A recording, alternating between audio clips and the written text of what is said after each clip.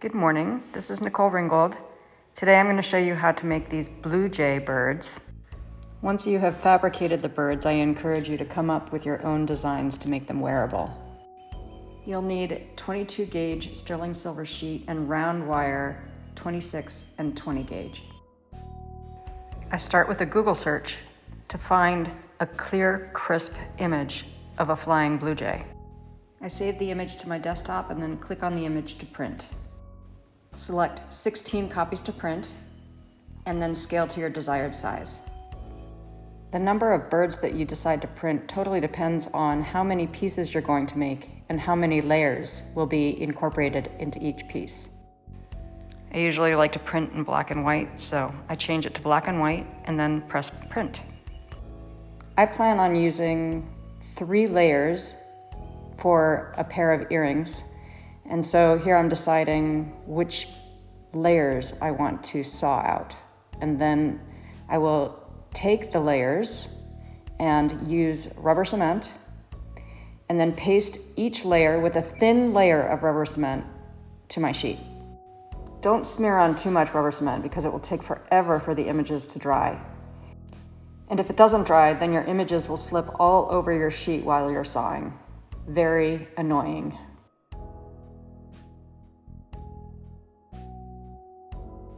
I'm a little bit OCD, so I try to find the best arrangement to paste my images onto my sheet so that I'm not wasting sheet while I'm sawing.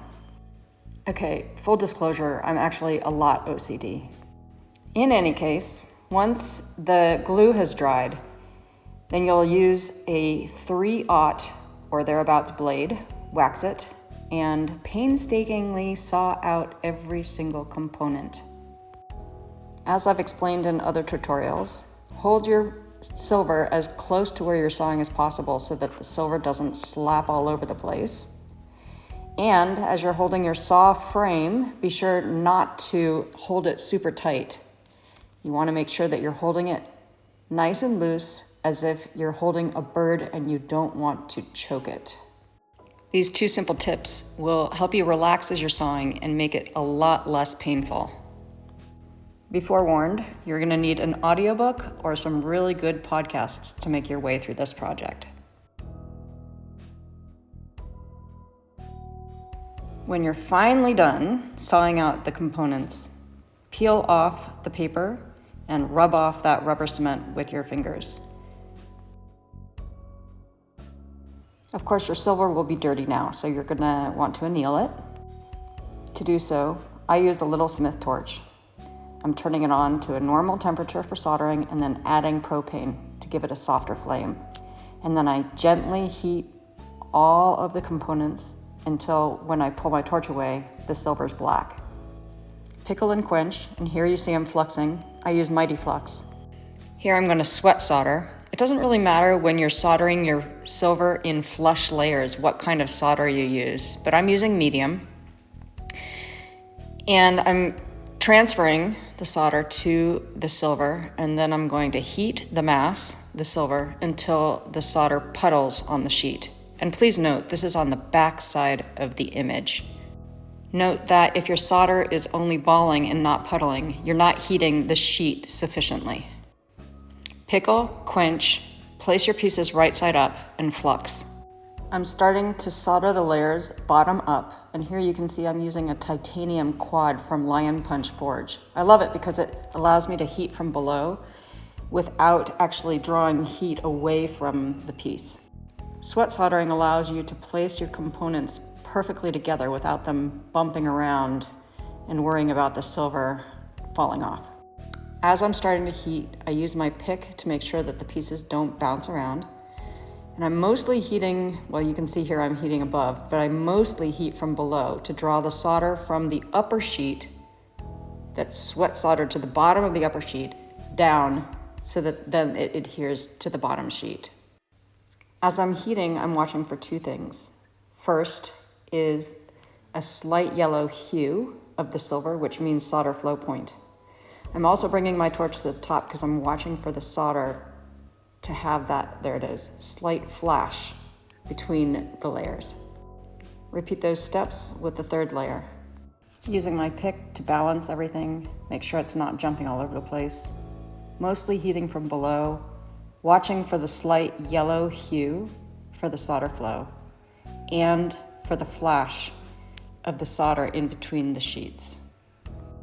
If you prefer, you can add additional layers, but if you're done, then you can pickle and quench.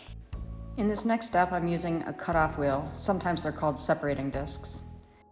And I'm using it to blend together the edges of the sheet so that it looks like one layer rather than three.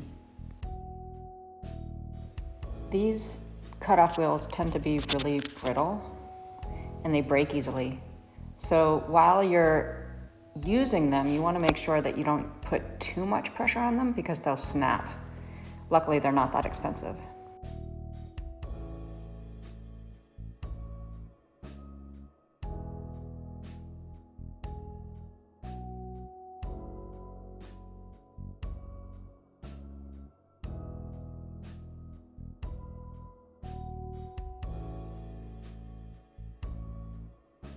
Next, I'll use Eastern Repoussé chasing tools made by Frets, designed by Victoria Langford. And I use one tool, it's a straight edge, or a line tool.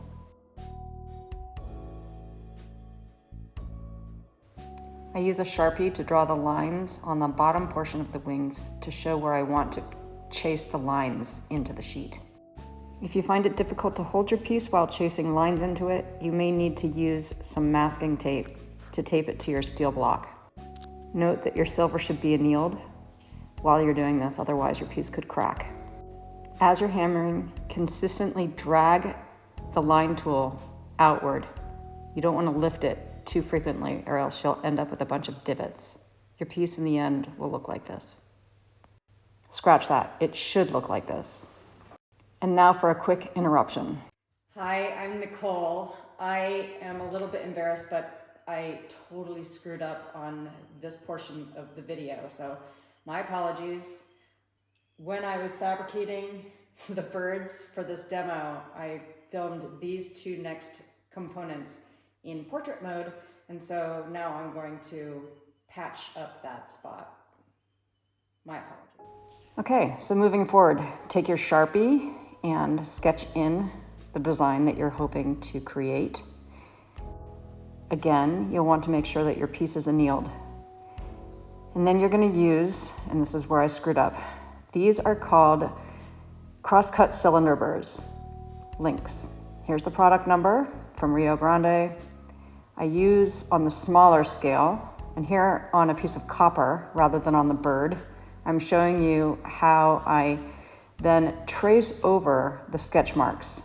I'm digging in to the annealed, well, copper, but your bird is silver, digging in to create the texture on the upper portion of the wings. This is essentially what it should look like. And this is what it looks like on your bird. Well, it looks like that on my bird, but it should look like that on your bird as well. I use that same cross-cut cylinder burr. Here I'm just sketching in some softer lines. And I do this across the entire body of the bird, as well as across the lines that I chased into the wings. And so here you can see is where I chased it into the body, as well as across the wings. Then I use a round burr. Also, the brand is Lynx. They come in a set of 24. And again, I'm gonna have to show you on copper because I screwed up my filming. The ball burrs easily skid across the surface and it can damage your piece. You can polish that out, but there you see them skidding across the surface. You really need to anchor your hand on your work surface, on your table. Push down and push downward and into the metal, and that way it won't skid. So here what I'm doing is creating, well, I'm showing you how in the actual bird I create the eye socket. And then moving forward, we'll move on with the rest of the planned demonstration. Thank you for your patience. I'm taking tiny pieces of scrap wire and melting them into a ball. fluxing them, and then adding solder. Here I'm using medium solder. Sweating the solder to the balls. Okay, that sounds like a really bad sexual joke, but I promise I didn't mean it that way.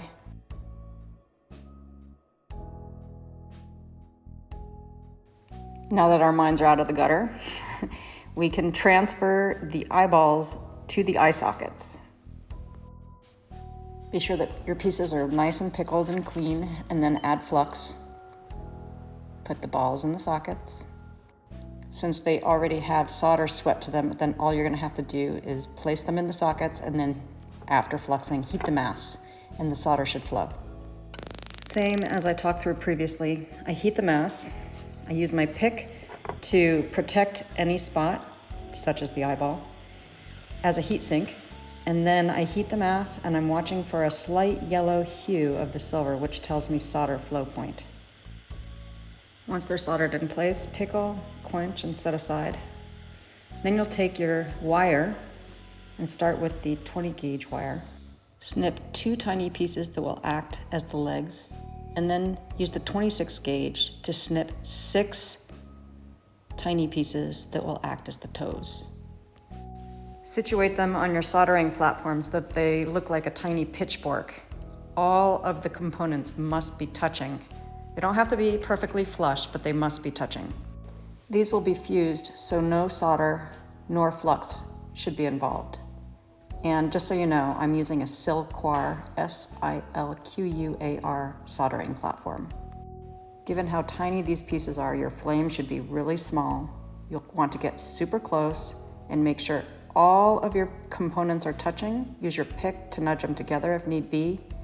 Heat the very center until they fuse. Once they're fused, use round nose pliers and use the smallest tip of your pliers and curl the toes around them.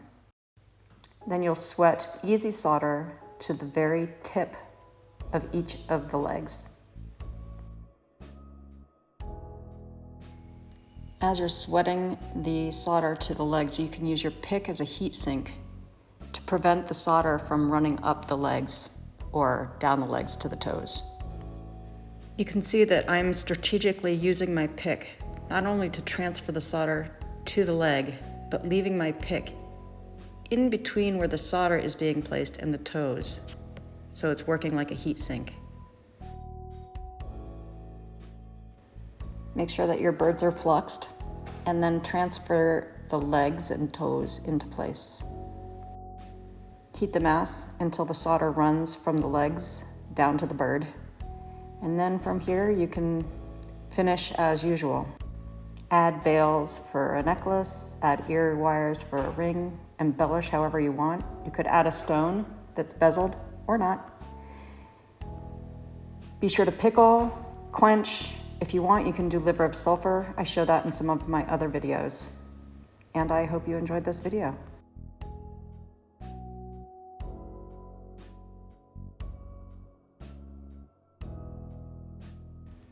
As always, feel free to leave me comments or questions below, and I'll do my best to respond to each one individually.